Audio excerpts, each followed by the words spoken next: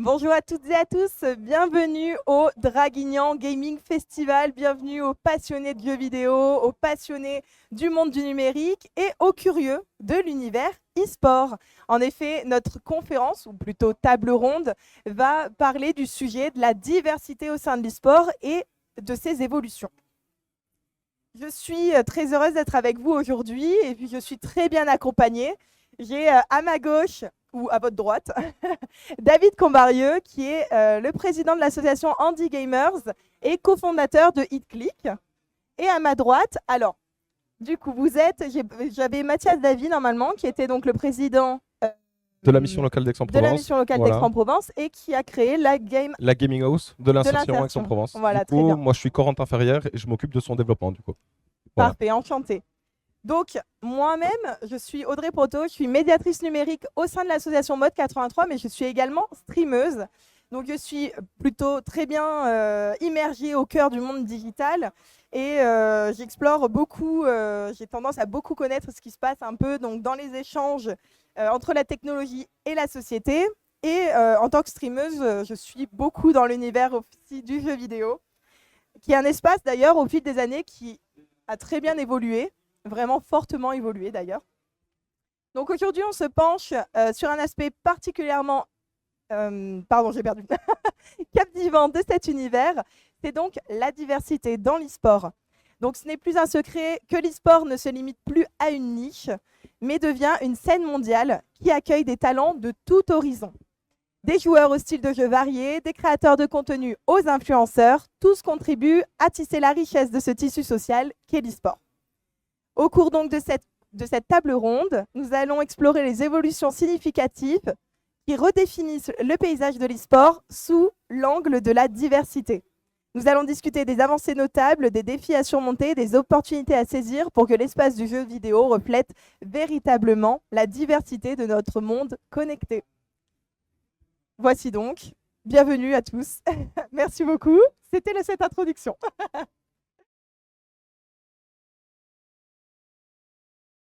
Alors avant tout, messieurs, j'aimerais beaucoup que vous me parliez de votre parcours et de votre implication dans le domaine de l'e-sport. Bonjour, donc David Combarieux. Mon parcours, moi j'ai travaillé dans l'électronique, l'informatique pendant X années. En 2011, j'ai mon beau-fils qui a eu un accident, qui est devenu tétraplégique.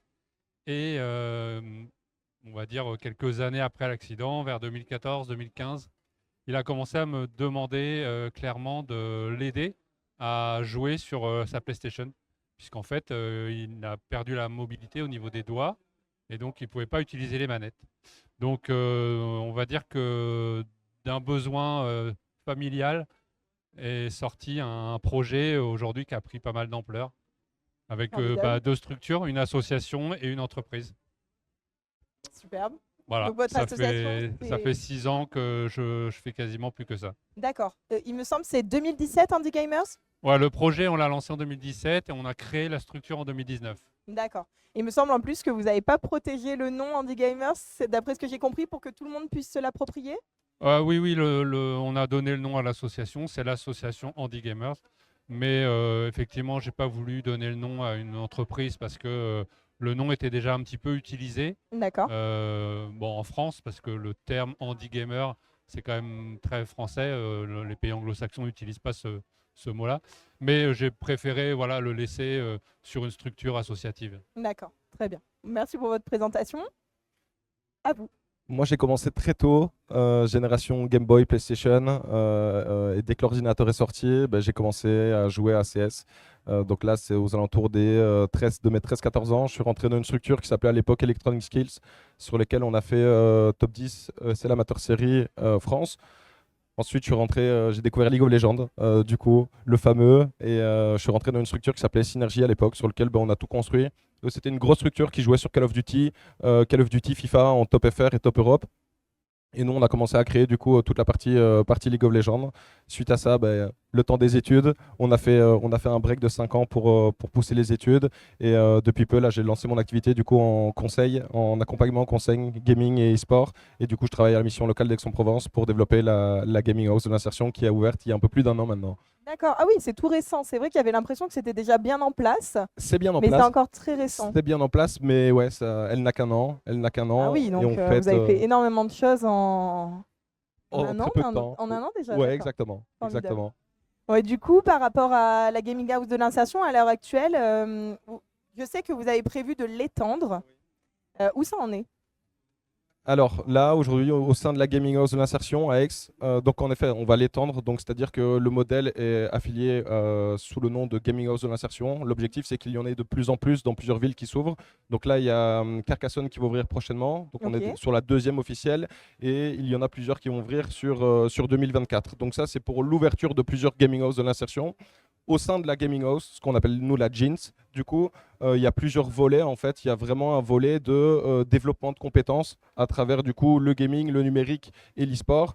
Et après, on a aussi tout l'aspect événementiel, gaming pur, ouverture, développement de compétences du gaming et également des événements ouverts tout public où on se sert du lieu du coup pour faire une rencontre de plusieurs communautés. Voilà. Formidable. Super.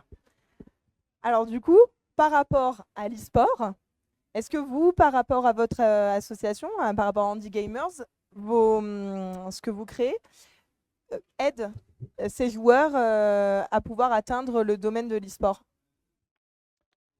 Alors, si on parle d'accessibilité du jeu Oui. vidéo, il y avait un premier obstacle pendant des années qui n'a pas été traité par l'industrie, qui était l'accessibilité au handicap, quels que soient les handicaps, physiques ou sensoriels. Aujourd'hui, il y a de plus en plus de solutions. L'industrie quand même se penche sur ces questions-là et améliore l'accessibilité. Et donc, oui, aujourd'hui, on voit des joueurs qui montent en compétences, en performance, mais qui ne jouent pas comme les autres, qui jouent avec du matériel différent, avec, avec leur mobilité et leur capacité physique, mais qui arrivent à être performants quand même sur des jeux. Donc en France, il n'y a pas beaucoup de joueurs qui ont pour l'instant percé, mais c'est vrai qu'aux États-Unis, par exemple, c'est quelque chose qu'on commence à avoir émergé. Oui. D'accord. Oui, donc ça commence là-bas, mais ça va certainement arriver aussi davantage Oui, ici, tout du à coup. fait. En fait, c'est des étapes. Le premier obstacle, c'est qu'on puisse jouer déjà, donc ce qui n'était pas le cas. Une fois que ces joueurs peuvent jouer, ont accès aux jeux, aux consoles, etc., bah, après, rien ne les empêche effectivement de monter en performance. Voilà. Là, j'ai vu que PlayStation sortait une manette justement liée à l'accessibilité. Est-ce que pour vous, c'est une belle opportunité pour les joueurs que de sortir un tel Alors, ce qui est tel objet? compliqué avec ce type d'équipement, c'est que donc c'est une vraie manette que Sony va commencer à commercialiser. Et les livraisons vont arriver en décembre. Cette manette, forcément, elle peut pas être miraculeuse et couvrir tout type de handicap, on le sait. Mais moi, je le vois comme un outil supplémentaire qui va permettre à plus de joueurs de pouvoir accéder du coup, à la PS5 de manière plus facile. Donc ça va faciliter le jeu à pas mal de gens, je pense. Moi, mon travail, ça va être aussi de tester à fond cette manette et de vraiment voir tout ce qu'on peut faire avec pour pouvoir conseiller au mieux les personnes qui en ont besoin. Ok, formidable.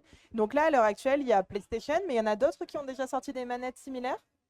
Oui, il y a un système Microsoft donc pour la Xbox D'accord. qui est sorti en 2018, qui s'appelle le Xbox Adaptive Controller, qui n'est pas du tout fait comme une manette. Là, du coup, c'est plutôt une plateforme avec des prises D'accord.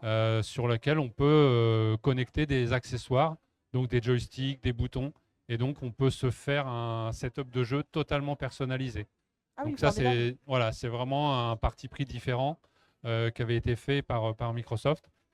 C'est très très utile parce que c'est très très souple d'utilisation. Donc par exemple, en milieu médico-social, en milieu hospitalier, ils utilisent le dispositif parce qu'on peut adapter l'expérience de jeu à chaque personne très facilement. Ah oui, d'accord. Et vous, donc, par rapport à HitClick, vous concevez aussi, du coup, Oui, parce qu'en fait, autour du système de Microsoft, il faut des accessoires qui sont en Europe très très peu nombreux. D'accord. Ça a été développé aux États-Unis, donc avec des startups et des associations américaines. Donc sur le marché américain, ils ont des accessoires qui fonctionnent dessus.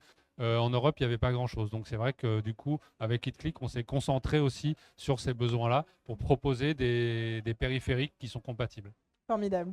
Donc là, pour l'instant, vous, par rapport à l'association et aux personnes que vous aidez, pour le moment, en termes pour revenir à l'e-sport, pour l'instant, on n'y est pas encore, malheureusement. Alors, il y a une initiative qui a été montée justement par mon beau-fils. D'accord. Une fois qu'il a eu sa manette, il m'a dit, moi, ce qui m'intéresse, c'est la compétition. Ah, formidable. Donc, il a créé une équipe qui s'appelle Rebird eSport. Ça s'est fait au fil de rencontres. Donc, c'est des joueurs qui ont tous un handicap, mais tous différents. Il y a aussi des équipes mixtes qui ont été montées, donc handi et valide sur les mêmes jeux. Et ça a permis en fait de fédérer un peu un groupe et de les aider à se motiver aussi pour s'inscrire sur des compétitions. Donc on va dire qu'il y a eu un bon démarrage avant le Covid. Le Covid a un peu cassé l'élan, mais voilà, c'est une première expérience qui est intéressante. Il y a aussi des joueurs comme Sans les mains, qui est très connu sur les réseaux sociaux. C'est quelqu'un qui joue avec la bouche essentiellement. Et là, en fait, il a énormément médiatisé sa façon de jouer. Donc, oui, parce que les streamers sur il Twitch, stream, mais il stream aussi en se filmant en train de jouer. C'est vrai, Donc, en fait, il n'y a pas du tout l'anonymat qu'on peut avoir derrière du jeu en ligne. Là, au contraire, il met en avant sa façon de jouer avec pas mal d'humour. Et ben, en fait, il a vraiment explosé au niveau audience. Aujourd'hui, il a été invité, par exemple, sur des scènes e-sport pendant la à la Paris Games PGW Week. avec Wastug par rapport à Apex. On joue au même jeu, donc on s'est connus. Et bah, pour lui, c'était aussi une satisfaction d'être invité pour ses qualités de streamer et pas juste parce qu'il a un handicap. Oui, bien donc sûr. là, c'est vraiment son profil de streamer qui l'a propulsé sur la scène.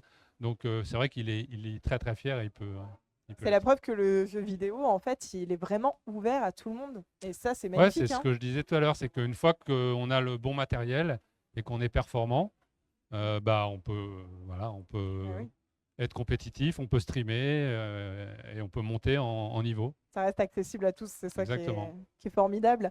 Par rapport à la gaming house de l'insertion, est-ce que du coup, donc vous disiez que vous essayez de révéler aussi donc les talents, les compétences, donc il n'y a pas simplement pour aider les jeunes à trouver un emploi, puisque c'est ça, hein, l'insertion, ça va vers l'emploi aussi.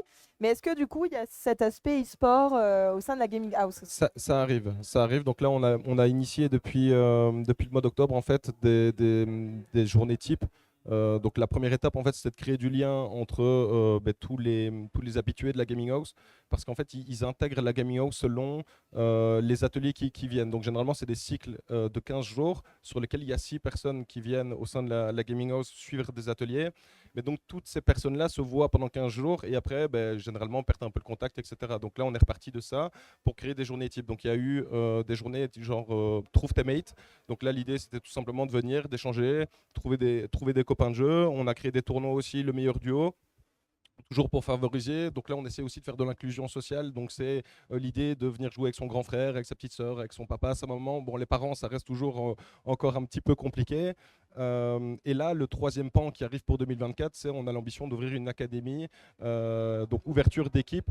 Donc là, pour vraiment révéler les talents du territoire, et on base uniquement notre stratégie là-dessus, sur le territoire. Donc c'est vraiment l'élément différenciant, c'est qu'ils se connaîtront tous en physique, ils vivront tous une expérience en physique.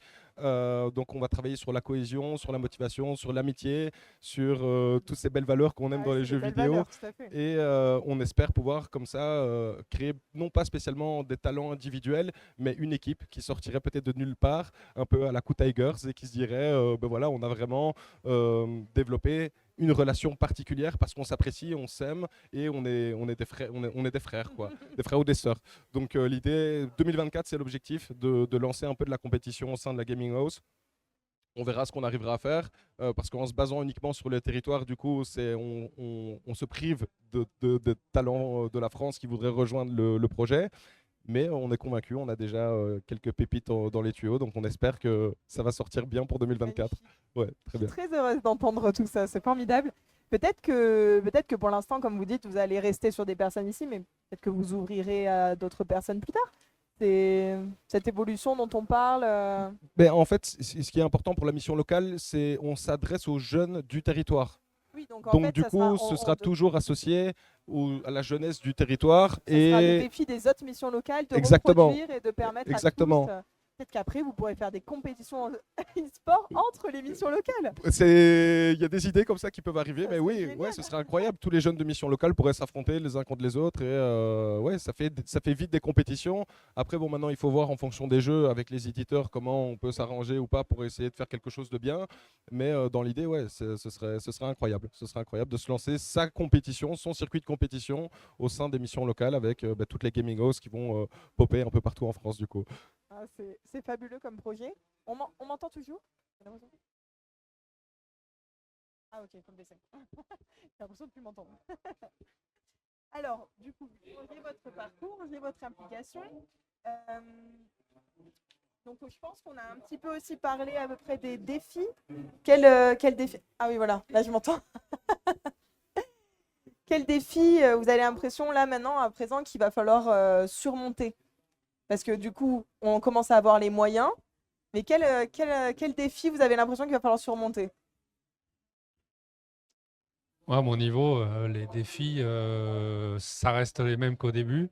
C'est-à-dire que les choses évoluent, bien sûr, mais je pense que moi, je travaille beaucoup sur le handicap moteur et on sait bien qu'il y a besoin de faire du sur-mesure.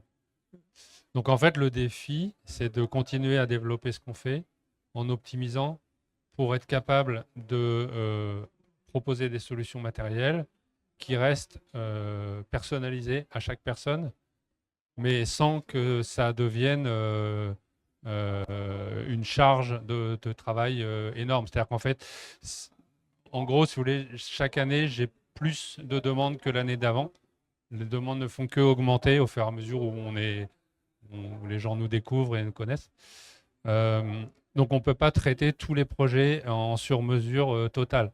On ne peut pas faire un projet de 3 semaines pour une personne. C'est impossible. Donc, il faut optimiser, proposer une sorte de boîte à outils dans laquelle on va piocher pour faire une configuration de jeu adaptée à chaque personne. Donc, le défi, il est là. C'est un mélange entre industrialiser des choses et garder un côté artisanal qui est indispensable pour faire du sur-mesure. C'est le sur-mesure qui est, voilà, comme chacun vous disiez, il y a beaucoup de handicaps différents. Ouais, c'est ça. Et puis, c'est ce que l'industrie du jeu vidéo ne sait pas faire. Microsoft a sorti une plateforme, Sony sort une manette, mais en fait, ils sortent un produit et il faut se débrouiller avec. Est-ce que vous avez peut-être réussi à rentrer en contact avec eux directement? Est-ce que c'est quelque chose qui a été fait? Oui, ils nous connaissent au niveau de la France, que ce soit Microsoft France, Sony France, ils nous connaissent bien. Ils nous soutiennent un peu matériellement, on va dire. D'accord. Il n'y a pas vraiment de lien contractuel qui nous lie. C'est-à-dire qu'ils regardent ce qu'on fait avec bienveillance en disant bah, heureusement que vous êtes là. Mais voilà, ça s'arrête un peu là. D'accord, pour l'instant, c'est d'accord. Ils en sont pas encore au stade où peut-être ils adapteront leur système aussi réellement. Non, et puis il y a peut-être un sujet un peu compliqué, c'est que à partir du moment où moi je réponds aux demandes des utilisateurs, des joueurs, bah, en fait je traite toutes les consoles, toutes les marques. Et donc forcément, on ne peut pas être relié fortement à une marque parce que ça voudrait dire qu'on va laisser de côté toutes les demandes sur les concurrents. Et ça, c'est quelque chose que je ne veux pas Ah faire. oui, non, complètement. Voilà. Oui, en fait, il faudrait que tous soient d'accord pour travailler ensemble, main dans la main, officiellement. Il y a quand même la concurrence qui entre en jeu. Voilà, c'est ça. Voilà. L'interopérabilité des manettes. Une manette d'un constructeur ne va pas marcher sur la console de l'autre. Alors que si on regarde du point de vue du handicap, ce serait une progression énorme et une facilitation énorme pour jouer sur toutes les consoles. Dans un futur idyllique, on va l'espérer. Hein. Peut-être un jour. Nous, on milite pour ça. C'est magnifique. Pour vous, les défis au niveau de la Gaming House? Toujours accueillir de plus en plus de jeunes sur les ateliers, parce que c'est vraiment à travers ça qu'on fait un tremplin, un développement de compétences sur le numérique principalement, le gaming et le sport aussi. Donc toujours avoir de plus en plus de jeunes qui sont intéressés par cette gaming house et donc avoir de plus en plus de cohortes qui se créent, avoir forcément les équipes qui se lancent et surtout c'est de pouvoir toujours continuer à parler de cette gaming house parce que tous les projets nouveaux, donc typiquement le lancement d'équipes, etc., là, il faut encore qu'on essaye de trouver des partenaires, il faut encore qu'on trouve ce qu'il faut pour que les joueurs soient dans de bonnes conditions. Donc, ça dépend encore un petit peu. Le défi va être de stabiliser l'académie pour l'année prochaine, je pense.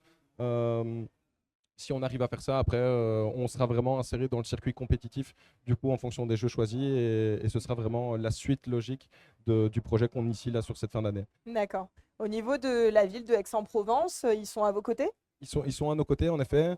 Donc, ils participent non seulement au financement, mais à tout ce qui est promotion du lieu, événementiel. Donc, ils sont avec nous et heureusement d'avoir la ville qui nous suit fortement là-dessus. Donc, ouais, on est très très bien avec la ville d'Aix-en-Provence. Et je pense même que c'est une volonté et c'est une fierté pour la ville d'Aix d'avoir cette gaming house de l'insertion qui est complètement novatrice et qui permet d'être une ville qui a eu une super idée et qui met des moyens en place pour les habitants du quartier, quoi. Ah bah Donc oui. ça, c'est super. Et c'est formidable de se rendre compte qu'avec l'évolution du jeu vidéo, que les villes de plus en plus se rendent compte que ça a une valeur, et qu'il faut le soutenir. Et on a la chance, nous aussi, à Draguignan, de pouvoir faire un magnifique festival pour cette deuxième année, grâce également à la ville. Donc, Sans la ville, c'est compliqué. Comme la plupart des sports traditionnels, je pense que les jeux vidéo vont vraiment s'inscrire là-dedans, où là, il y a une grosse évolution qui a été faite sur les 10 dernières années, mais on est aux prémices de ce qui va arriver. Entre aujourd'hui et dans 15 ans, ma conviction personnelle, c'est qu'une gaming house type ce qu'on fait à la ville d'Aix, il va y en avoir dans toutes les villes, dans tous les villages, comme un club de foot. Aujourd'hui, même le plus petit plus petit village, pardon, a son club de foot, a son club de sport. ouais. Et je suis convaincu qu'à terme, on va aller dans la même dynamique avec l'e-sport. Donc sans les villes, pour porter le projet, pour avoir justement cette empreinte sur ses citoyens, l'envie de faire des choses pour la jeunesse, d'écouter sa population tout simplement, je pense que les villes ont tout à faire, à nos côtés là-dedans. Ah oui, on est tout à fait d'accord. J'ai envie aussi de parler donc de diversité au niveau de vos joueurs. À l'heure actuelle, en termes de diversité que je veux culturelle, au niveau de hommes, femmes, IEL, est-ce que vous voyez une diversité aussi à ce niveau-là ou c'était tout juste le début? La diversité, on la voit. Maintenant, les difficultés, elles restent quand même très présentes. Quand on parle en tant que streameuse, je pense que tu Oui. as peut-être expérimenté, mais il y a quand même une toxicité en ligne. Il y a quand même un gros souci par rapport à la visibilité des femmes dans le streaming, dans le jeu vidéo. Ça, c'est un combat qui est loin d'être fini, à mon avis. Ah oui, tout à fait, ouais. Donc, bon, j'imagine les missions locales, elles ont un rôle aussi, hein, parce que du coup, éduquer les jeunes, leur montrer que effectivement, tout le monde peut profiter du jeu, tout le monde peut jouer ensemble. Il n'y a pas besoin de cloisonner, il n'y a pas besoin de mettre les filles d'un côté, il n'y a Ah pas ben besoin oui. de mettre les personnes handicapées Je d'un suis tout autre. à fait d'accord avec ça. Voilà, donc ça, c'est des initiatives comme ça qui permettent d'avancer. Maintenant, nous, évidemment, en tant que structure associative aussi, évidemment qu'on essaye de mettre en avant aussi ces valeurs-là, c'est-à-dire que quand on participe à un événement e-sport ou jeu vidéo, évidemment que l'inclusion, elle est très large. On va au-delà même du handicap, hein. Donc vous avez Dans les aussi des messages. filles, vous, qui... Oui, tout à fait. On a tout type de public. On a tous les âges au niveau des demandes sur des salons spécialisés qu'on a pu faire par exemple avec l'AFM Téléthon. On a eu un public je dirais, de 4 ans à 74 ans. Hommes, femmes, enfants, tout type, quoi. D'accord. Donc oui, les utilisateurs sont de toute façon multiples. dans la vraie vie, ils sont là. Enfin, je veux dire, le jeu vidéo, il touche tout le monde. Mais oui, tout à Maintenant, fait. c'est plus sur la scène e-sport et streaming qu'il y a encore ce problème de toxicité et de difficulté à, à se sentir bien quand on est une femme, par exemple. Mais surtout qu'à l'heure actuelle, on est presque à 50% autant de femmes que d'hommes qui jouent aux jeux vidéo. Donc c'est la preuve que on est censé réussir à atteindre cette parité, quel que soit après le jeu vidéo, l'univers et les métiers qui en découlent, quoi. Pour ma part, c'est vrai qu'en tant que streameuse, j'ai un point de vue assez quand même positif de l'évolution parce que, bon, je suis pas une très grosse streameuse, c'est sûr, pour le moment, je l'espère, on verra bien, mais du moins, ce que je veux dire par là, c'est qu'effectivement, j'ai eu quelques petites mauvaises expériences, mais à côté, j'en ai eu tellement de belles et vraiment, je trouve qu'il y a du positif et que ça va continuer à aller vers le positif. Je pense que ce qui va aider à éviter cette toxicité, ça va être la manière dont on s'en protège. À l'heure actuelle, je stream sur la plateforme qui s'appelle Twitch. Il y a tellement de moyens pour se protéger que vraiment, je pense, il y a moyen de vraiment mettre de côté le négatif et de vivre vraiment dans quelque chose de positif. En effet, le problème après, c'est que cette toxicité dont on peut parler ou ces choses un peu négatives, elles reviennent beaucoup sur les réseaux sociaux où là, pour l'instant, c'est pas encore très bien contrôlé, hein. Bon, voilà. Vous, au niveau de la gaming house, Oui. est-ce que vous avez aussi du coup des femmes qui viennent? Très peu. Assez peu pour le Très moment. peu. Alors, encore une fois, là, je parle sur la partie événementielle gaming pure. Là, on n'a pas énormément de femmes qui viennent. Par contre, sur les ateliers, là, il n'y a pas de différenciation. J'ai pas de statistiques exactes, mais bon, j'y suis passé hier après-midi. C'était une parité, c'était pareil. Ok. Là, ça dépend juste de est-ce que je suis un jeune qui a envie de participer à l'atelier ou pas. C'est pas une histoire de jeux vidéo, c'est pas une histoire de communauté. Donc là, sur ce levier-là, là, c'est diversifié. Maintenant, dans les événements, on reste traditionnellement sur une tranche d'âge qu'on connaît. Donc là, je n'ai pas vu sur les événements, j'ai pas vu de personnes de plus de 30 jusqu'à présent. Même si elles sont conviées, elles sont invitées, on n'a pas de plus 30. Aux plus jeunes, on a 11-12 ans.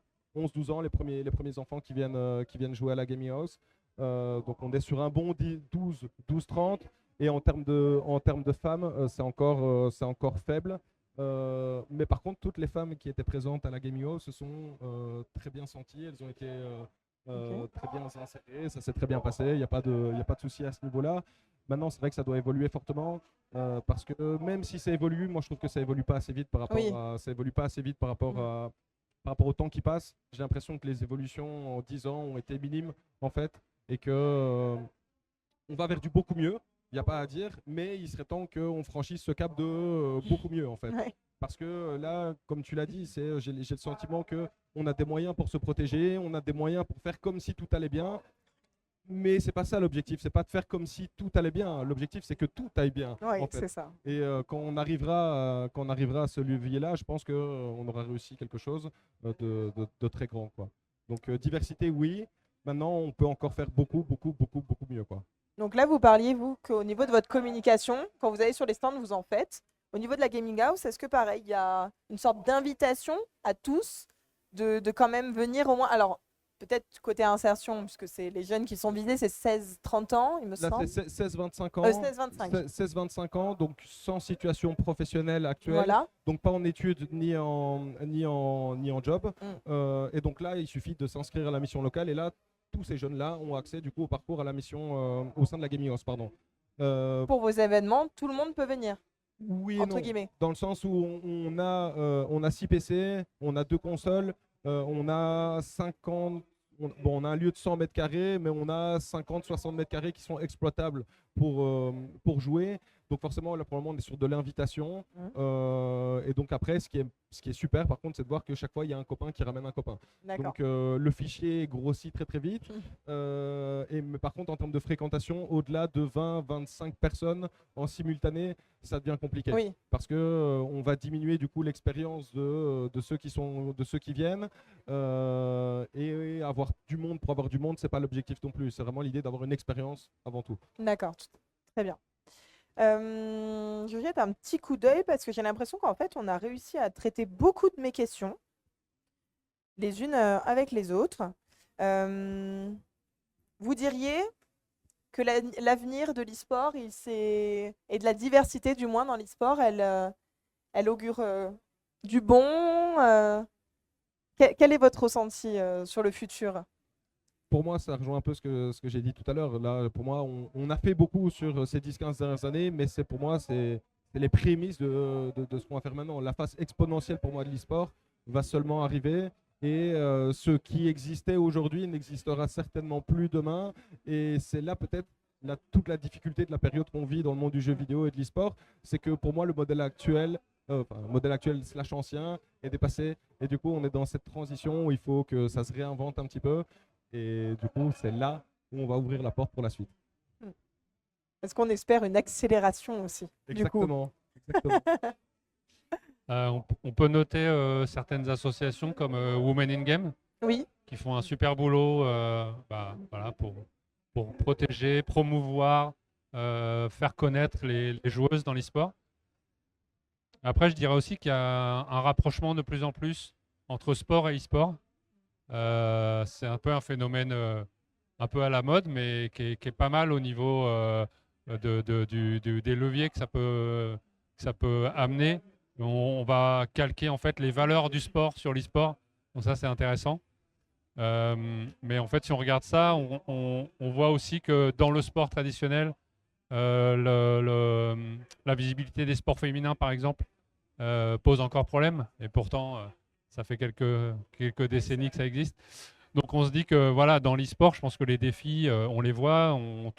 Il y a des structures qui travaillent pour améliorer les choses, mais je pense que le travail ne sera jamais fini en fait. Après, je trouve que la différence entre le sport, c'est bien d'en parler aussi, et l'e-sport, c'est qu'en fait, au final, les hommes ont tendance aussi à dire que par exemple, un sport réellement comme le football ou quoi, il y a une réelle différence entre les hommes et les femmes, parce que forcément, on n'a pas la même anatomie, on n'a pas les mêmes... Voilà, bon, vous voyez de quoi je parle. Même si pas forcément toujours d'accord avec ça, mais c'est vrai que la nature a fait qu'il y a quand même une différence entre hommes et femmes. Je pense que dans le domaine de l'e-sport, cette différence, elle est totalement... elle n'existe pas en réalité, parce que tout va dépendre de notre esprit, des actions, de notre persévérance, en fait, de beaucoup de compétences qui sont propres à l'intérieur de nous, en fait, et pas tant physiques.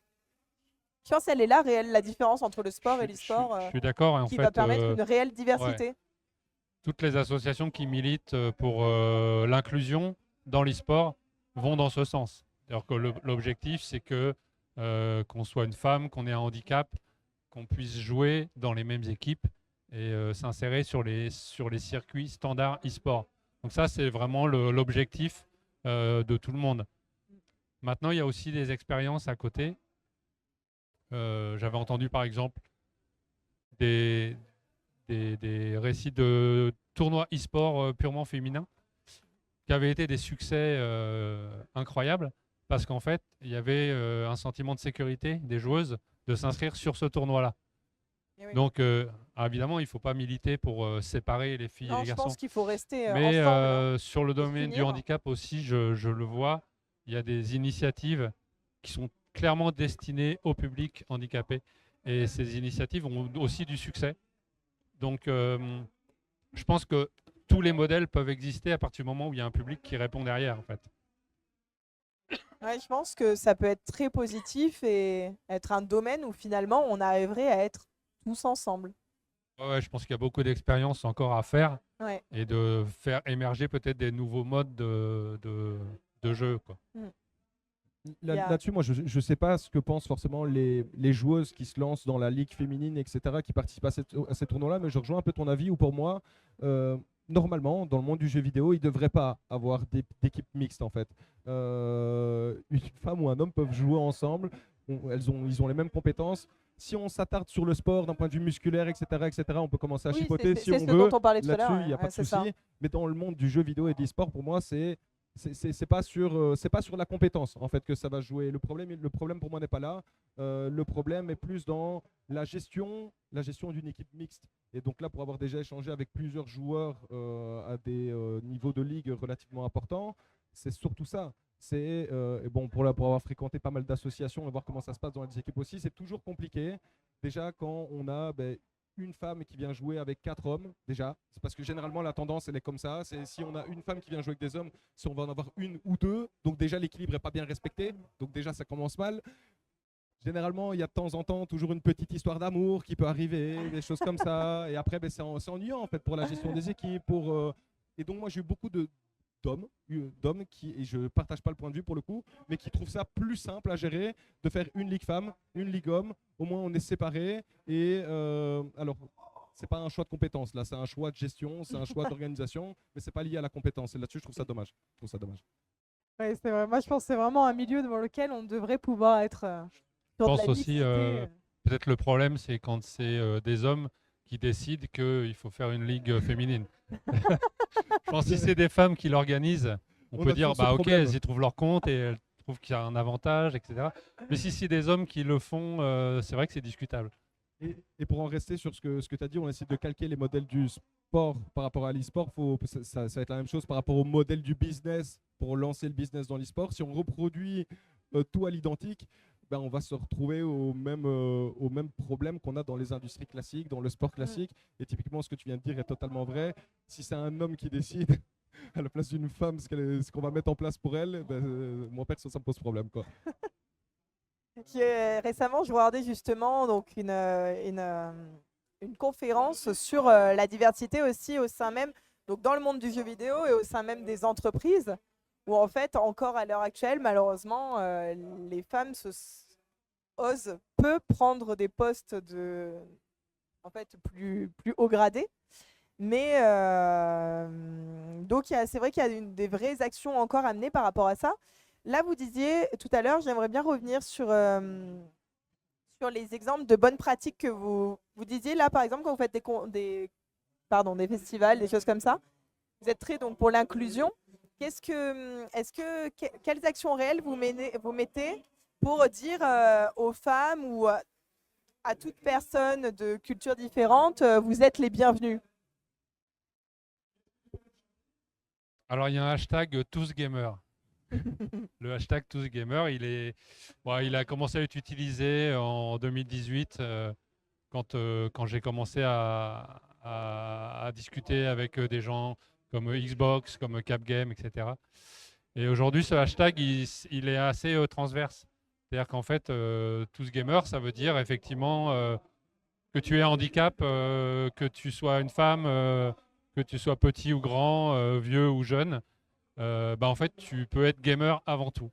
Donc ça, c'est un petit peu une bannière sous laquelle on peut regrouper énormément de causes et promouvoir l'inclusion de tous. Donc ça, c'est une chose. Après, moi, quand je suis sur des événements avec la casquette associative, évidemment, l'idée, c'est d'accueillir toutes les personnes. Donc on va toujours mettre un peu l'accent sur les solutions pour le handicap parce que c'est un peu le cœur de nos actions. Mais je sais que par exemple, j'ai parlé de Women in Game tout à l'heure. On se retrouve souvent sur des événements. Il y a des membres de Women in Game qui viennent nous aider aussi sur Paris Games Week, par exemple. Amelita est venue sur le stand nous donner un coup de main. Donc, c'est des gens qui n'hésitent pas à mettre plusieurs casquettes parce que finalement, les valeurs sont les mêmes, en fait. Donc je pense que c'est comme ça qu'on peut aussi faire avancer les choses, c'est en décloisonnant peut-être les actions de certaines assos, en disant en fait si je veux promouvoir le tous gamer, peut-être qu'en en accueillement, en mettant en avant d'autres associations qui ne sont pas forcément sur le handicap, mais peut-être sur un autre sujet. On va ouvrir aussi un peu la façon de voir du public. De collaboration entre les associations qui permet de montrer qu'on peut faire tous ensemble. Vous, on en parlait un petit peu tout à l'heure par rapport aux événements, mais parce qu'il me semble que vous avez beaucoup de réseaux sociaux aussi. Exact. Est-ce que, justement, peut-être aussi pour attirer des femmes qui pourraient être le public cible aussi de votre gaming house de l'insertion? Parce qu'il y a aussi des femmes qui se retrouvent un peu perdues dans cette tranche d'âge-là, 16-25 ans. Bien sûr. Moi-même, j'ai fait différentes études, mais j'aurais beaucoup aimé pouvoir être aidée potentiellement d'une gaming house pour savoir vers quoi aller réellement. Est-ce que ces réseaux sociaux qui nous aident à mettre des choses un peu en avant, vous les utilisez? Les réseaux sociaux, c'est sûr. Et pour la mission locale, c'est l'innovation au sens large du terme. Je connais pas l'ensemble des missions locales, mais typiquement sur la mission locale d'Aix, donc on a forcément la Gaming House, mais on a également un studio de régie totalement équipé qui facilite forcément tous les lives à travers LinkedIn, à travers TikTok, Instagram, Facebook, LinkedIn. Donc c'est vraiment un levier pour nous. Mais après, c'est vraiment le travail même de la mission locale au quotidien qui permet de parler du projet à tous les jeunes du territoire. Et c'est vraiment comme ça qu'on touche aussi tous ces jeunes-là. Et encore une fois, le tout, c'est de les amener, en fait, de les amener la première fois dans le lieu. Une fois qu'ils sont venus, ils disent waouh, c'est génial. Et après, on sait comment ça marche. Et ils rentrent, ils en parlent à un copain, à une copine. Et après, ça vient naturellement. Le tout, c'est de choper les premières personnes. Pour l'anecdote, il y a 2 semaines, on a fait un événement. Il y a 2 jeunes filles qui sont passées parce qu'elles ont vu qu'il y avait de la lumière. Et donc, il y a de la lumière, je suis entrée. Exactement, mais d'où l'importance de vraiment communiquer et à quel point on a encore tout à faire. C'est que ce sont des jeunes filles du quartier et qui ne savaient même pas encore exactement ce qui s'y passait, ce qui s'y faisait. Donc on est content de ce qu'on fait, mais on a encore tout à faire en termes de communication pour avoir de plus en plus de jeunes qui soient au courant qu'on existe, quoi. Et oui, c'est vrai que là, moi, j'ai eu la chance de vous découvrir grâce à ma préparation de cette table ronde, mais malheureusement, j'avais jamais encore entendu parler de vous. Après, encore une fois, la volonté. Pour autant, on n'est pas si loin que ça. On n'est pas si loin que ça, mais la volonté première était forcément de faire pour pour la votre, ville. Mais même là, on voit déjà que Aix est quand même réputée pour être une ville étudiante. Vu le nombre d'étudiants qu'on a à Aix-en-Provence, on devrait avoir beaucoup plus de monde que ça qui devrait parler de la Gaming House. Mais c'est pas simple d'aller toucher tous ces jeunes, quoi. Vu qu'ils sont sur les jeux, sur les streams, sur les médias, sur les réseaux, il faut qu'on ait davantage dessus et la mission locale pour le coup le fait déjà très bien, quoi. On a encore un peu besoin de temps. Ah, je crois qu'on n'entend plus. Allô, allô. Vous m'entendez là, c'est bon? Ah d'accord. Je peux pas faire mieux, hein. Ah, c'est à cause de l'autre scène en fait. En fait, tout va être après, tout est enregistré. Donc, il y aura une rediffusion, mais ils essayent de faire en sorte que toutes les scènes ne se fassent pas trop. On a la scène principale là qui a pris beaucoup de. Là, c'est que monsieur. Allô. Ange. Toujours pas. C'est bon? Ouais, c'est bon. Voilà. C'est bon a priori? Vous avez entendu? À la tour de la ouche. Merci à vous. Alors, je dirais, j'ai encore une question assez importante. Peut-être que vous allez vous sentir. Bon, j'aimerais bien avoir votre point de vue. À votre avis, au niveau des acteurs en fait dans le monde de l'e-sport, qu'il s'agisse des organisations, des joueurs, là, ça ne va pas forcément traiter de vous, mais d'une question globale. Au niveau des organisations, donc des joueurs ou des spectateurs, comment on pourrait contribuer activement à promouvoir la diversité? Quels conseils vous donneriez aux gens par rapport aussi à vos expériences et à vos travails respectifs? Qu'est-ce que vous diriez aux gens pour nous aider tous à promouvoir la diversité? Quel comportement, quels bons gestes, quelles bonnes actions Donc là, on est dans l'e-sport. Hein. On est dans l'e-sport, mais je pense que plus globalement, on peut aussi parler du jeu vidéo. Disons que que ce soit les joueurs, que ce soit les organisateurs. Il y a eu quand même une prise de conscience par exemple sur la question du handicap qui augmente au fur et à mesure des années.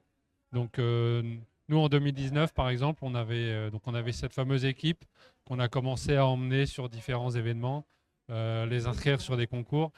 Et on avait une collaboration totale de l'organisation. Donc, que ce soit Paris Games Week, que ce soit Gamer Assembly, par exemple, on avait été très très bien accueillis. Et l'idée était vraiment d'échanger pour que les joueurs qui sont, par exemple, en fauteuil roulant puissent accéder aux espaces de tournoi, pour que ceux qui ont besoin d'un matériel particulier puissent l'utiliser correctement sur l'espace de tournoi, etc. Donc tout ça, c'est des choses qui se font petit à petit, de plus en plus. Il y a encore beaucoup de questions, hein, parce que sur des tournois, on va dire tournois amateurs, ça peut être assez facile. Sur des tournois professionnels, il y a encore des questions très très importantes qui se posent, comme l'homologation du matériel qu'on va utiliser. Aujourd'hui, si je vais sur un tournoi avec un gros cash prize, je ne peux pas arriver avec un truc fabriqué dans mon garage. Or, il y a des joueurs qui jouent avec des trucs fabriqués dans leur garage. Donc, il y a ces questions-là qui sont encore à traiter. Et la difficulté, c'est que dans l'e-sport, chaque compétition est gérée par l'éditeur du jeu. Donc, en fait, ça fait beaucoup d'interlocuteurs. Et que si on veut traiter ça de manière globale, ce n'est pas forcément évident. Ce n'est pas très uniformisé, tout ça. Donc il y a des initiatives qui visent à essayer de structurer tout ça. Donc je sais que Francisport, par exemple, nous connaissent et c'est des questions qui sont abordées régulièrement quand on se voit. Mais je pense que c'est là où il y a un gros effort à faire. C'est effectivement organiser l'e-sport pour que les personnes en situation de handicap puissent s'insérer correctement et venir avec leur matériel, leur environnement qui leur est propre et pouvoir jouer. Donc ça, c'est encore un défi. Je parle vraiment de l'e-sport professionnel. Après, si on parle de l'accueil des joueurs, de la bienveillance, il n'y a aucun problème. Je veux dire, moi, j'ai fait des événements avec... il y avait des streamers, des joueurs vraiment très connus qui ont donné de leur temps pour des événements caritatifs. Donc, il y a une prise de conscience et ils ont envie d'aider. Les joueurs qui ont une grosse visibilité ont envie de venir aider et ils le font. Je pense qu'on le verra encore à l'occasion du Téléthon, là. Mais c'est plus sur la partie compétitive elle-même où je pense qu'il y a encore beaucoup de travail. Ouais. Au niveau du matériel que vous concevez, ils sont homologués du coup, cette question? C'est vrai que... Alors par exemple, si on utilise le système Microsoft, qui est reconnu comme une manette de jeu sur les consoles ou PC, on peut considérer que du coup c'est homologué puisque c'est un produit officiel Xbox Microsoft. Mais après, en fait, on va pouvoir connecter dessus une infinité de périphériques différents sur mesure. Et donc là, c'est vrai que la question, enfin, il y a un flou en fait. Il y a un flou. Est-ce que tout ce que je branche sur le système Xbox devient homologué parce que ça passe par la plateforme Xbox? Je ne sais pas. Aujourd'hui, personne n'a vraiment répondu à cette question. Parce que j'ai cru voir aussi passer des infos comme quoi, vous savez, par rapport aux cheats, il peut y avoir un problème justement aussi, il me semble. J'ai cru voir passer des petites infos comme ça. En fait, quand on interroge les personnes, les joueurs en situation de handicap, il y en a beaucoup qui utilisent des petits matériels non officiels, qui sont des convertisseurs, qui permettent par exemple de brancher une manette d'une marque sur une console d'une autre marque. Ça rend compatible les matériels sur les consoles des concurrents.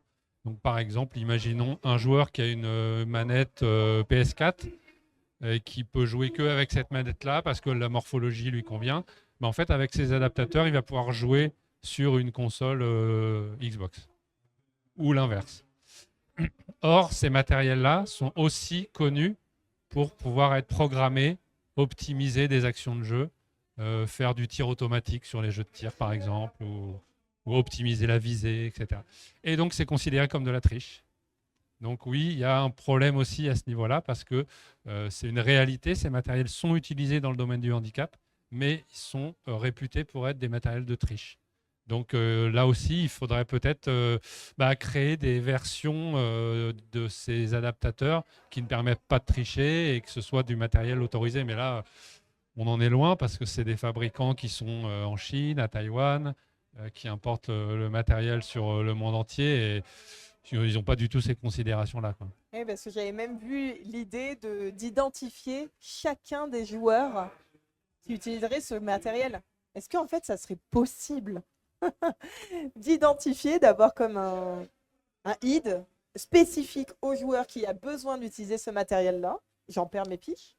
Tout est faisable, hein, techniquement. Mais là, il y a eu une petite polémique parce que Microsoft a annoncé il y a quelques semaines qu'ils allaient bloquer tous les périphériques non officiels.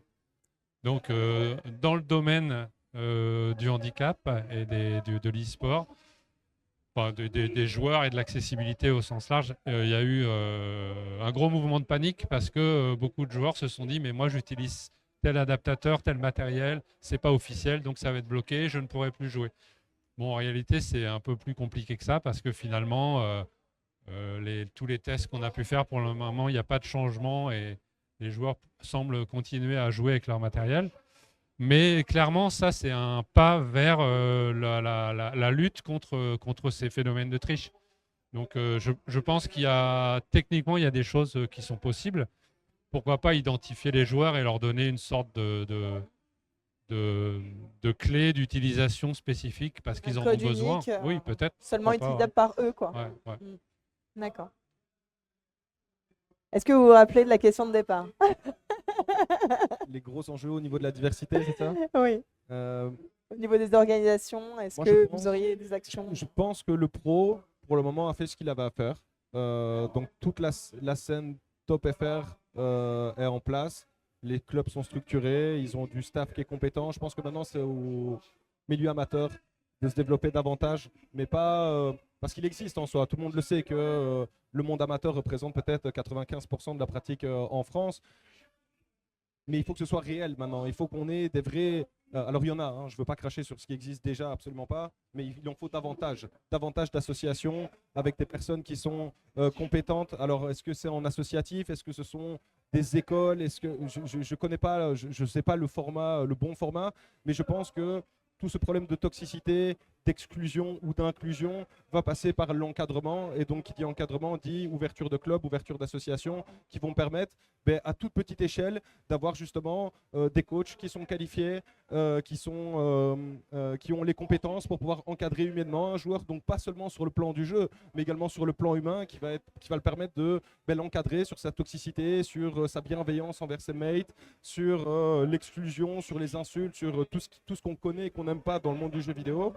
Et une fois que ce mouvement de masse va pouvoir s'accomplir, s'opérer, je pense qu'il y aura déjà la toxicité va diminuer, l'inclusion sera meilleure, parce que pour moi, c'est à travers l'éducation et à travers la formation qu'on va traiter ces problèmes-là. Et je ne suis pas convaincu que laisser le poids au club top 1%, c'est pas eux qui vont réussir à gérer tout le problème. Eux, ils sont irréprochables, ils font ce qu'ils ont à faire.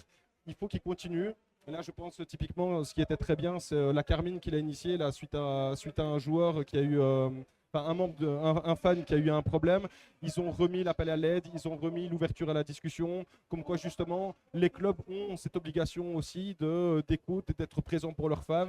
Ils sont des relais, et donc forcément, si les clubs majeurs le font, au niveau associatif, au niveau amateur, si on suit le mouvement. Ils sont un exemple aussi. Exactement, ils sont un exemple et il faut suivre cet exemple-là. Absolument, absolument. Formidable. Est-ce qu'il y a peut-être un dernier sujet qui vous plairait d'aborder? On en a beaucoup dit. C'était que du bonheur pour moi, très instructif. Est-ce qu'il y aurait un mot supplémentaire, une anecdote aussi, pourquoi pas? Quelque chose d'un peu rigolo ou quelque chose que vous voudriez raconter qui s'est passé récemment? Il doit y en avoir beaucoup en fait. C'est des fois, on les perd. Il y a des questions, il faut les donner avant pour qu'on puisse préparer. Alors celle-là, c'est pas écrit. C'est ma question de surprise. Bon, non, enfin, moi, je peux raconter, c'est que moi, au tout début du projet, c'était 100% artisanal. Je faisais vraiment, je prenais des manettes de jeu, je les démontais, je récupérais l'électronique. C'était vraiment du bricolage à fond. Et un des premiers joueurs qui est venu vers moi, il s'appelle Yannick, et en fait, il m'a dit, bah, je sais pas si tu as déjà fait des manettes comme ça, mais moi, j'ai besoin de jouer avec ma bouche. J'ai très très très peu de mobilité au niveau des doigts, il faut que je joue avec ma bouche. Et je lui ai fait un truc au début, je pense que c'était un peu n'importe quoi. Enfin, une deuxième version. Un an après, une troisième version. Et en fait, c'est quelqu'un, ça fait 6 ans qu'on échange. Et on ne s'est même pas encore rencontrés en vrai. C'est-à-dire qu'on a tout fait à distance. Il n'a pas une mobilité très facile, donc il ne peut pas forcément se déplacer sur des événements. Mais moi, je trouve ça super parce que en fait, j'ai des centaines de demandes chaque année. Mais lui, c'est régulier. Et là, par exemple, on a distribué un petit joystick tactile donc, qui est compatible avec les consoles de jeu. Donc, c'est intéressant. Et tout de suite, il m'a dit, tiens, j'ai jamais essayé ça. Et c'est vrai que pour moi, c'est pas mal parce que ma mobilité qui est faible, un truc tactile. Donc voilà. Donc, ce qui est super, c'est qu'il y a des rencontres comme ça qui s'inscrivent dans le temps. Et je continue à lui faire essayer des nouvelles idées. Et donc lui, il améliore sa façon de jouer. Il est passé d'un truc totalement bricolage à la plateforme Microsoft. Maintenant, il a un nouveau joystick tactile qu'il va recevoir dans 2 jours. Donc voilà, moi je trouve ça, ça me motive beaucoup d'échanger avec des gens comme ça qui progressent et qui s'intéressent à ce qu'on fait toujours et qui sont, et quelque part on voit qu'en fait il a toujours des besoins. C'est ça la leçon aussi que je tiens, c'est qu'en fait sa configuration de jeu elle est toujours pas parfaite. Donc il faut continuer à l'accompagner. Un peu en fait comme tous les joueurs, je dirais lambda, on a aussi envie de changer de matériel de temps en temps. Oui, c'est vrai. Oui. Est-ce que vous pourriez, je viens de penser, nous décrire peut-être un ou deux de vos équipements? C'est-à-dire, par exemple, pour un certain handicap, quel équipement est utilisé? Alors historiquement, comme mon beau-fils il est tétraplégique, j'ai eu beaucoup de demandes de joueurs tétraplégiques. Donc en fait, tétraplégie, je fais un petit rappel, ça veut dire que les 4 membres sont atteints par une paralysie, mais ce n'est pas forcément total. Donc des tétraplégiques, il y en a à tous les niveaux, et il y en a énormément qui ont une mobilité des bras. Donc on a des fois l'image du tétraplégique comme dans le film Intouchable, où il ne bouge que la tête. C'est faux en fait, il y en a énormément, ils ont une mobilité des bras, mais elle n'est pas totale. Donc les 4 membres sont atteints par une paralysie. Donc pour ces joueurs, en fait, on a beaucoup de matériel assez gros parce qu'il n'y a pas la motricité fine. Donc on est sur des gros joysticks, des gros boutons, un peu comme des sticks arcade. Voilà, mais où on va organiser la position des éléments en fonction du confort de jeu de la personne. Et par la suite, j'ai travaillé avec l'AFM Téléthon. Et donc là, j'ai vu venir des personnes avec des myopathies, avec des maladies neuromusculaires, donc une déficience musculaire qui fait qu'il y a une motricité fine, mais il y a très peu de force musculaire. Et donc là, on n'est pas du tout sur les mêmes équipements. Il faut des boutons extrêmement sensibles. Ils font des petits joysticks qui vont être très très sensibles et très souples à utiliser. Donc là, on est sur des matériels qui n'ont rien à voir. On va beaucoup plus utiliser la bouche, le menton pour manipuler les éléments. Et puis le troisième cas, que j'ai eu beaucoup, c'est les personnes qui jouent avec une seule main. Parce qu'il y a énormément de causes possibles. J'ai vu beaucoup de personnes ayant fait des AVC, avec des séquelles importantes, donc où il y a une hémiplégie, évidemment des amputations, des malformations, quelle que soit la cause, des gens qui jouent avec une seule main. Donc là, on va modifier des manettes pour donner tous les contacts d'un seul côté. Donc c'est vraiment ces 3 cas typiques, on va dire, que je traite régulièrement. Mais c'est totalement passionnant, vraiment. Que- C'est formidable. Vraiment, merci. Heureusement qu'il y a des personnes comme vous pour aider. C'est trop beau. Merci Merci. beaucoup. Une anecdote, quelque chose à raconter, Ouais, plutôt un plutôt défi relevé. un point, ouais, un point où là je vois que l'avancée, il y a eu une grosse avancée pour le coup, c'est sur la libération de la parole autour du jeu vidéo dans le cadre professionnel. Donc tout ce qui est transférabilité de compétences, en fait, ça c'est un point, si on a 3 minutes. Ah oui. euh, Allez-y. je trouve ça super parce que bah, typiquement, moi, jusqu'à il n'y a pas si longtemps que ça, sur un CV, le fait de jouer aux jeux vidéo était relativement mal vu. Donc c'était quelque chose qu'on ne mettait pas en avant parce que ben, voilà, tous les clichés et toute la stigmatisation qu'il y avait autour du jeu vidéo. Or qu'en réalité, j'ai développé beaucoup de compétences à travers les jeux vidéo. Et le fait de pouvoir aujourd'hui en parler librement, faire prendre conscience aux jeunes que certes, il y a l'aspect fun dans le jeu, mais il y a également toutes des compétences qu'on développe et qu'on peut mettre au sein de son activité professionnelle. Typiquement, moi je me souviens, allez, je devais avoir 13-14 ans, dans l'équipe Counter-Strike, il y a ce qu'on appelle le leader in-game. Le leader in-game, c'est celui qui est en capacité de diriger entre guillemets son équipe. Ça s'appelle être un manager en fait aujourd'hui dans le monde du boulot. Réussir à comprendre ce que fait l'adversaire, s'adapter à la réaction de l'ennemi, réussir à enchaîner des rounds pour aller chercher une victoire. Ça s'appelle de la résilience. Alors en français, c'est. Oui, les pardon. rounds, c'est- Ouais, désolé, un round c'est. Mais moi, je n'ai même pas la traduction. Un moment de jeu, on va l'appeler comme ça, qui dure 1 minute 30, 1 minute 45 Et qui se répète. Et qui se répète. Et le but, c'est de faire 15 rounds, enfin 16 du coup, pour aller chercher la victoire. Et donc ça, c'est faire preuve de résilience, c'est faire preuve de... Voilà, d'atteindre j'aurais bien aimé une liste non exhaustive de toutes les compétences qui Oh, il y a- peuvent il y a- être développées grâce aux jeux vidéo. Il y en a plein. Il y a l'adaptabilité, la polyvalence, la résilience. Je pense que c'est les trois plus grosses. L'entraide, le compétences que j'ai. travail d'équipe, la concentration, Par exemple, quoi d'autre? l'état d'esprit, je l'ai dit déjà. Non. Ouais. Un truc similaire, j'ai dit.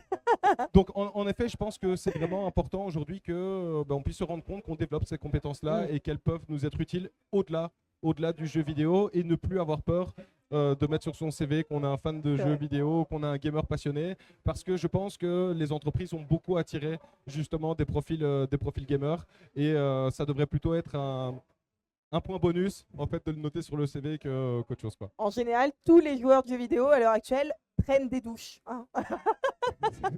C'est ça. C'est fini. Je ne sais même pas si ça a vraiment existé, hein, ce cliché-là. Je suis pas certain, quoi. J'en connais. C'est un cliché, du coup. Qui restent en pyjama toute la journée quand on prend des douches. Genre de ma mère en disant ça. Pardon. C'est pas ma mère, hein, du coup, mais. J'imagine. Non, mais c'était. J'ai adoré. Merci beaucoup, messieurs, pour cette formidable table ronde. Je pense qu'on est allé au-delà de toutes les questions auxquelles j'espérais répondre. Tant mieux. Hein. J'espère que vous avez passé un bon moment avec moi. En tout cas, moi, c'est le cas. Merci beaucoup aussi à toutes les personnes qui se sont arrêtées, qui nous ont écoutés et qui regarderont aussi cette formidable rediffusion. C'était enrichissant. Je trouve ça... moi, c'est mon univers, alors j'en suis passionnée et de rencontrer des personnes qui sont aussi passionnées que vous et des personnes qui s'intéressent aussi à nos passions et qui les partagent, c'est que du bonheur. Donc, j'aurais presque des frissons. Merci infiniment. Merci David. pour l'invitation. Merci Corentin. Merci beaucoup. Merci beaucoup. Merci. Il y a un petit peu de matériel Oui, c'est ce que près de j'allais dire, l'entrée oui. là-bas. Tout à fait. Alors, à l'entrée du festival, juste en face de nous, il y a une partie médiation numérique et qui présente également du matériel d'Andy Gamers. Donc, si vous êtes curieux, vous pouvez aller voir. On fait également, justement, aussi, on explique tout ce qui est PEGI et pictogrammes autour des jeux vidéo. Vous savez, ce petit 3, 7, 12, 16, 18 ans, qu'on ne sait jamais trop à quoi ça correspond, ni pourquoi, ni exactement tout ça. Donc, tout là-bas est expliqué. Et il y a aussi des exemples, justement, de jeux vidéo qui expriment et expliquent quelles compétences on développe grâce à ces jeux. Donc, voilà, c'est formidable. passez un très bon festival. Profitez-en et que du bonheur à toutes et à tous. Merci. Merci beaucoup. Merci beaucoup.